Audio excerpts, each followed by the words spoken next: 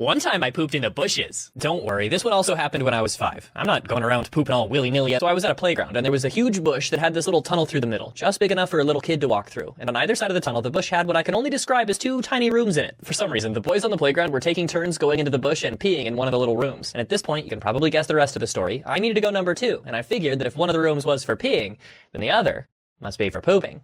I will remind you that I was only 5. I don't know if I admitted to my mom what happened, or if I just pulled my pants up and dealt with it later. Either way, the whole ordeal was very uncomfortable. But at least that time, I was the only victim of my stupidity. If you don't count my mom having to put up with a smelly boy. Another time, and again, I saw someone do that classic magic trick in a movie where they rip a tablecloth out from under a bunch of plates and silverware and everything stays in roughly the same place. That's because of a little thing called inertia. But I didn't know physics when I was a kid, so when I tried, I failed to properly account for several variables. My friends came over to play, and I was